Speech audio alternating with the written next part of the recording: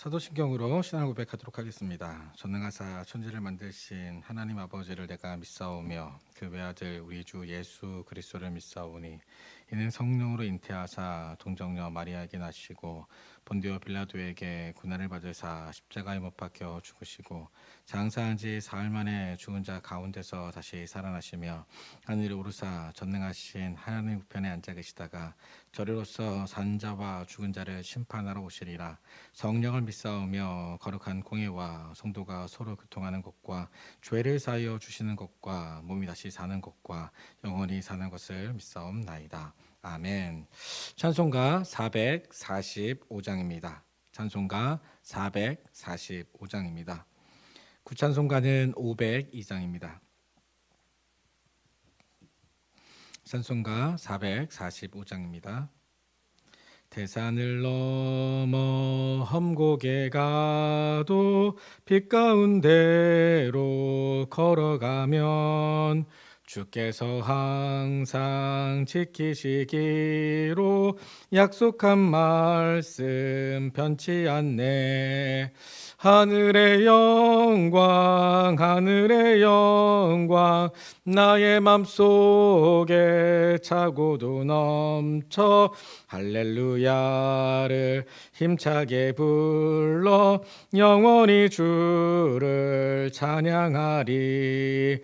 캄캄한 밤에 다닐지라도 주께서 나의 길 되시고 나에게 밝은 빛이 되시니 길 잃어버릴 염려 없네. 하늘의 영광 하늘의 영광 나의 맘속에 차고도 넘쳐 할렐루야를 힘차게 불러 영원히 주를 찬양하리. 광명한 그 빛 마음에 받아 찬란한 천국 바라보고 할렐루야를 힘차게 불러 날마다 빛에 걸어가리. 하늘의 영광 하늘의 영광 나의 맘속에 차고도 넘쳐 할렐루야를 힘차게 불러 영원히 주를 찬양하리. 오늘 우리가 함께 먼저 같이 한번 기도하길 원하는 것은 교회와 우리 교육자, 우리 중직자, 리더들을 위해 기도했으면 좋겠습니다. 우리 예수 비전 교회가 예수 비전으로 복 있는 교회 되게 하여 주시고 이제 2025년에 표 하나님 우리 복음을 알고 복음으로 살자라는 이 표어처럼 우리 예수 비전 교회 모든 성도님들이 2025년도에는 복음을 바르게 알고 또 복음으로 살아가는 삶 될 수 있도록 인도해 달라고 우리 교회를 위해서 또 목회자와 교육자들, 우리 중직자들, 리더들을 위해서 우리 한번 같이 합심하여 기도하시겠습니다. 하나님 아버지, 우리 예수비전 교회가 날마다 주님의 말씀 가운데 든든히 서가기를 소망합니다. 우리 정말 주제와 같이 예수 비전으로 복 있는 교회 될 수 있도록 주님께서 항상 함께하여 주옵소서. 2025년 우리 표어 복음으로 복음을 알고 복음으로 살자라는 표어로 한 해를 나아가고자 합니다. 하나님 이 표어가 온전히 우리 성도님들의 삶 속에 우리 교회에 가득 성취되어질 수 있도록 은혜 베풀어 주시옵소서. 우리 중직자들 기억하여 주시고 우리 장로님들, 권사님들, 안수집사님들도 돌봐주시고 또 교사와 리더들에게 목자들에게 힘과 능력과 지혜를 날마다 공급하여 주시옵소서. 하나님 아버지, 우리 예수비전 교회를 지금까지 인도하여 주시니 감사합니다. 앞으로도 하나님의 은혜 가운데 말씀과 기도 가운데 든든히 서가는 우리 예수비전 교회 될 수 있도록 주님께서 함께하여 주시옵소서. 2025년 표와 같이 복음을 알고 복음으로 사는 우리 예수비전 교회 모든 성도님들 될 수 있도록 주님께서 함께하여 주시고 그래서 2025년도가 마무리될 때에는 이 표가 우리 가정에 참으로 풍성하게 이루어졌구나라고 고백할 수 있도록 하나님께서 함께하여 주시옵소서. 감사하며 이 모든 말씀 예수님의 이름으로 기도합니다. 아멘. 오늘 우리에게 주시는 하나님의 말씀은 여호수아서 9장 16절부터 27절입니다. 저와 여러분에게 주시는 하나님의 말씀은 여호수아서 9장 16절부터 27절입니다. 여호수아서 9장 16절부터 27절입니다. 우리 한 절씩 교독하겠습니다. 그들과 조약을 맺은 후 사흘이 지나서야 그들이 이웃에게 자기들 중에 거주하는 자들이라 함을 들으니라. 이스라엘 자손이 행군하여 셋째 날에 그들의 여러 성읍들에 이르렀으니 그들의 성읍들은 기브온과 그비라와 브엘롯과 그랴요아림이라. 그러나 회중 족장들이 이스라엘의 하나님 여호와로 그들에게 맹세했기 때문에 이스라엘 자손이 그들을 치지 못한지라. 그러므로 회중이 다 족장들을 원망하니 모든 족장들이 온 회중에게 이르되 우리가 이스라엘 하나님 여호와로 그들에게 맹세하였은즉 이제 그들을 건드리지 못하리라. 우리가 그들에게 맹세한 맹약으로 말미암아 진노가 우리에게 임할까 하노니 이렇게 행하여 그들을 살리리라 하고 무리에게 이르되 그들을 살리라 하니 족장들이 그들에게 이른 대로 그들이 온 회중을 위하여 나무를 패며 물을 깃는 자가 되었더라. 여호수아가 그들을 불러다가 말하여 이르되 너희가 우리 가운데 거주하면 어찌하여 심히 먼 곳에 왔다고 하여 거주하면서 어찌하여 심히 먼 곳에 왔다고 하여 우리를 속였느냐. 그러므로 너희가 저주를 받나니 너희가 대를 이어 종이 되어 다 내 하나님의 집을 위하여 나무를 패며 물을 기는 자가 되리라 하니 그들이 여호수아에게 대답하여 이르되 당신의 하나님 여호와께서 그의 종 모세에게 명령하사 이 땅을 다 당신들에게 주고 이 땅의 모든 주민을 당신들 앞에서 멸하라 하신 것이 당신의 종들에게 분명히 들리므로 당신들로 말미암아 우리의 목숨을 잃을까 심히 두려워하여 이같이 하였나이다. 보소서 이제 우리가 당신의 손에 있으니 당신의 의향에 좋고 옳은 대로 우리에게 행하소서 한지라. 여호수아가 곧 그들에게 행하여 그들을 이스라엘 자손의 손에서 건져서 죽이지 못하게 하니라. 같이 읽겠습니다. 그날에 여호수아가 그들을 여호와께서 택하신 곳에서 회중을 위하며 여호수아의 제단을 위하여 나무를 패며 불을 깃는 자들로 삼았더니 오늘까지 이르니라. 아멘. 오늘은 여호와의 이름을 위한 결정이라는 제목으로 말씀을 나누겠습니다. 오늘 본문은 이스라엘이 기브온 주민들에게 속았음을 알게 되고 이후에 어떤 일들이 벌어졌는지를 보여주는 장면입니다. 16절을 보니 이스라엘이 3일이 지나서 기브온 사람들에게 속았음을 알게 되었다라고 말을 합니다. 그리고 17절을 보면 기브온 주민들이 살던 성읍들이 나오는데 기브온, 그비라, 브에롯, 기랴요아림이었다라고 말을 합니다. 이 지역은 훗날에 베냐민 지파가 땅을 분배받는 지역입니다.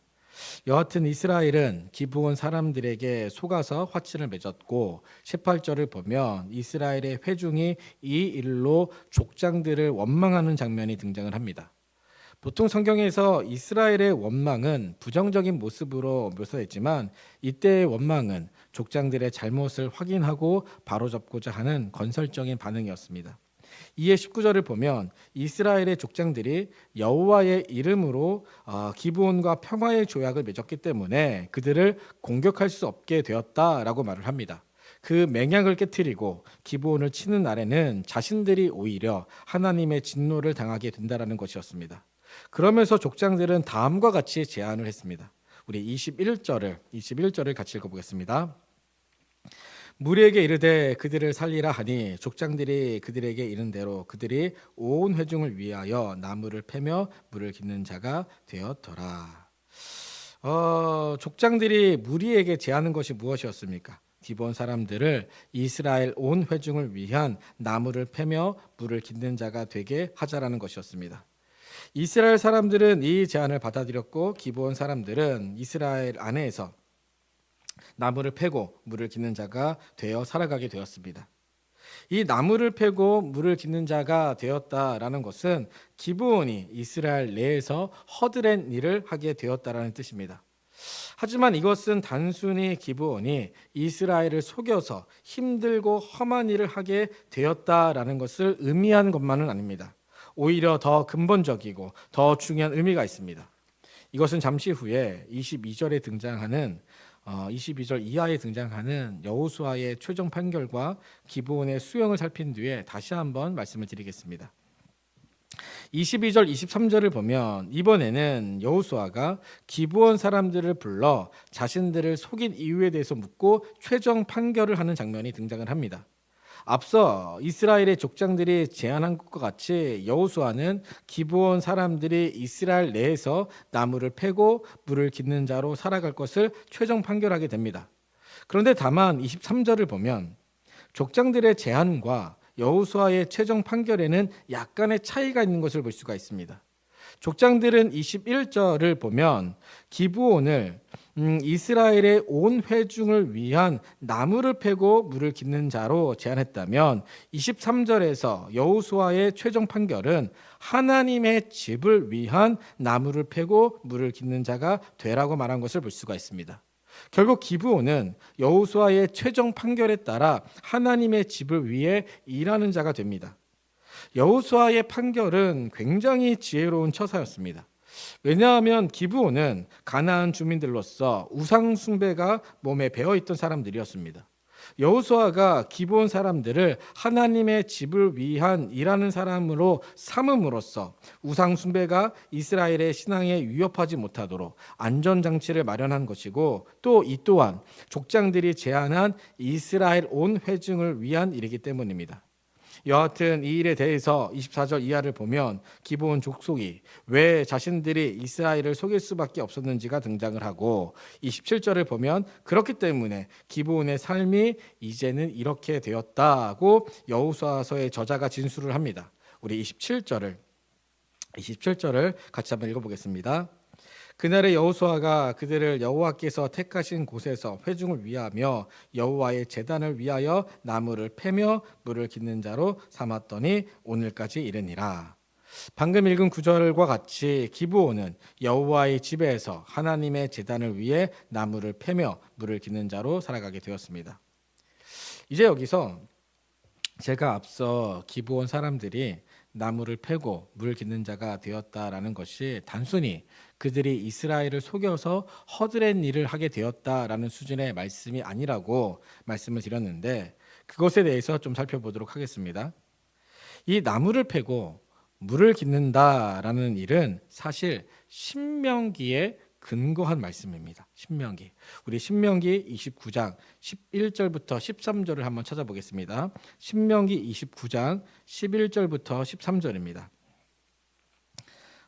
같이 읽겠습니다. 너희의 유아들과 너희의 아내와 및 내 진중에 있는 객과 너를 위하여 나무를 패는 자로부터 물 깃는 자까지 다 너희 하나님 여호와 앞에 서 있는 것은 내 하나님 여호와의 언약에 참여하며 또 내 하나님 여호와께서 오늘 내게 하신 맹세에 참여하여 여호와께서 내게 말씀하신 대로 또 내 조상 아브라함과 이삭과 야곱에게 맹세하신 대로 오늘 너를 세워 자기 백성을 삼으시고 그는 친히 내 하나님이 되시려 함이니라. 이 구절은 신명기 29장의 모압 언약의 문맥 속에서 나온 말씀입니다. 즉 모세가 이스라엘이 가나안 땅에 들어가기 직전에 모압 평지에서 다시 한번 시내산에서 맺은 하나님과의 언약을 기억하고 그 언약을 갱신하는 장면에서 나온 것입니다. 그런데 그 과정을 보면 언약을 체결할 여러 당사자들을 모세가 세우게 됩니다. 신명기 29장 10절을 보면 수령, 장로, 지도자, 모든 남자 등 이런 사람들이 등장을 합니다. 그런데 29장 11절, 방금 읽었던 29장 11절을 보면 또 다른 사람들이 등장을 하는데 거기에 이렇게 기록되어 있습니다. 너희 유아들과 너희 아내와 및 내 진중에 있는 객과 너를 위하여 나무를 패는 자로부터 물 깃는 자까지 다 너희 하나님 여호와 앞에 서 있는 것은, 지금 성경을 보니까 누가 언약을 갱신할 때 서 있었다라는 것입니까? 바로 나무를 패고 물 깃는 사람들이 있었다라는 것입니다. 개역개정파는 이들의 정체가 잘 소개되어 있지 않은데 세번역을 보면 이들이 누구인지가 잘 드러나 있습니다. 세번역은 이것을 이렇게 번역합니다. 여러분 가운데 살면서 나무를 패며 물 깃는 외국인들까지 모든 백성이 다 여러분의 하나님 여호와 앞에 섰습니다. 지금 성경이 뭐라고 말하고 있습니까? 하나님과 이스라엘이 언약을 맺는 과정에서 외국인들, 즉 이방인들도 있었다라는 것입니다. 그런데 그들이 하는 일이 무엇이라는 것입니까? 나무를 패고 물을 깃는 일이라는 것입니다. 그러니까 오늘 본문에서 여호수아와 이스라엘의 족장들이 기브온에게 나무를 패고 물 깃는 일을 하도록 했다라는 것은 단순히 그들이 이스라엘을 속여서 그들로 힘들게 하려고 내린 처사가 아니라, 비록 기브온이 이스라엘을 속여서 하나님의 이름으로 조약을 체결했지만 이제는 그들도 어엿한 하나님 나라의 이런 공동체의 구성원이 되었다라는 뜻입니다. 즉 이방 민족인 기브온도 이제는 하나님과 언약을 맺은 하나님의 백성, 하나님의 사람들이 되었다라는 뜻입니다. 이것을 오늘 본문 24절 이하에 기브온의 변명을 통해서도 확인할 수가 있습니다. 24절 이하의 내용을 가만히 들여다보면 독자들은 누군가를 한 명 떠올리게 됩니다. 그가 누구입니까? 바로 이방인 라합입니다. 오늘 본문의 기브온이 하는 말과 여호수아서 2장에서 라합이 이스라엘에게 하는 말을 가만히 비교해 보면 같은 이야기를 하고 있는 것을 볼 수가 있습니다. 즉 둘 다 하나님의 주권에 대한 인정과 하나님께서 행하신 일들에 대한 믿음의 반응이 소개되어 있습니다. 이것은 여호수아서의 저자의 의도된 바로서 기브온 사람들도 이제는 라합과 같이 하나님 나라 백성의 한 구성원이 되었다라는 것입니다. 하나님의 사람들이 되었다라는 것입니다. 우리는 오늘 이 말씀을 통해서 귀한 사실을 깨닫게 됩니다. 이스라엘은 혈통으로만 묶인 공동체가 아니었다라는 것입니다. 우리는 이스라엘이라고 하면 그들이 혈통적으로만 묶인 하나님의 백성이라고 생각할 수 있는데 전혀 그렇지 않다라는 것입니다.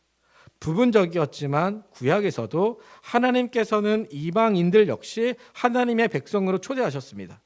그것을 우리는 오늘 본문에 기브온 사건을 통해서도 확인할 수 있고 라합을 통해서도 확인할 수 있고 또한 이스라엘 민족의 시작이라고 할 수 있는 아브라함에게 주신 하나님의 약속을 통해서도 확인할 수 있습니다. 하나님께서 아브라함에게 주신 약속이 무엇이었습니까? 여러 가지가 있겠지만 그 중에 한 가지가 아브라함과 그의 후손을 통하여서 세상이 복을 얻는다는 것이었습니다. 아브라함을 시작으로 모든 민족이 하나님을 알고 복을 받고 하나님의 백성으로 살아가게 되는 것이었습니다. 이스라엘이 이것을 성실하게 이행했느냐, 그렇지 못했느냐라는 것은 그 다음의 문제입니다. 하나님께서 아브라함을 선택하시고 세우실 때 그를 통해 그리고 그의 후손인 이스라엘을 통해 분명히 갖추셨던 하나님의 계획은 온 민족이, 온 열방이 복을 얻고 주님께 돌아와 하나님을 예배하고 하나님의 백성으로 살아가는 것이었습니다. 그것이 오늘 본문의 기브온의 모습을 통해서 그리고 라합의 모습을 통하여서 드러난 것입니다. 그리고 이것은 신약으로 넘어와서 보다 더 선명해졌는데 바로 예수님을 통하여서, 바로 사도 바울을 통하여서 이방인을 향한 하나님의 그 계획이 본격적으로 드러났고 그 계획들이 이 땅에서 실현되었습니다. 하나님은 이토록 차별이 없으신 분이십니다. 그리고 하나님께서는 주의 백성들이 자신들의 경계를 넘어서서 하나님과 같이 세상에 나아가 사람들을 품고 그들로 복되게 하기를 원하십니다. 그리스도인들이 되었다라는 것은 우리들끼리 잘 먹고 잘 사는 개토화 되었다라는 뜻이 아닙니다. 오히려 온 세상을 향하신 그 하나님의 마음을 알고 그 마음을 품고 땅끝까지 이르러 모든 민족을 제자로 삼는 사명을 감당하게 되었다라는 것입니다. 사랑하는 성도 여러분, 말씀을 맺도록 하겠습니다. 하나님은 이스라엘만의 하나님이 아니십니다. 하나님은 온 세상의 하나님이십니다. 그리고 그 하나님의 은혜로 저와 여러분도 이 자리에 나와서 예배를 할 수 있게 되었습니다. 우리 모두가 이 하나님의 마음을 기억하고 그 마음을 알아 열방과 주변에 하나님을 증거하며 살아갈 수 있기를 진심으로 소망합니다. 우리 같이 기도하겠습니다. 하나님 아버지, 온 세상을 향하신 하나님의 그 마음을 우리가 깨닫게 하여 주옵소서. 기브온을 보면서 또 라합을 보면서 예수님과 사도 바울을 보면서 세상 열방이 하나님께 돌아오기를 바라기를 원하셨다라는 그 하나님의 계획들, 하나님의 비전을 우리도 마음에 되새기면서 우리 주변에서 우리 지역에서 우리가 알고 있는 사람들에게 주님을 증거함으로 그들도 하나님을 예배할 수 있도록 주님 그렇게 우리의 사명을 잘 감당할 수 있도록 인도하여 주시옵소서. 감사하며 이 모든 말씀 예수님의 이름으로 기도합니다. 아멘. 하늘에 계신 우리 아버지여, 이름이 거룩히 여김을 받으시오며 나라가 임하옵시며 뜻이 하늘에서 이루어진 것 같이 땅에서도 이루어지어다. 오늘날 우리에게 일용할 양식을 주옵시고 우리가 우리에게 죄 지은 자를 사하여 준 것 같이 우리의 죄를 사하여 주옵시고 우리를 시험에 들게 하지 마옵시고 다만 악에서 구하옵소서. 대개 나라와 권세와 영광이 아버지께 영원히 있사옵나이다. 아멘.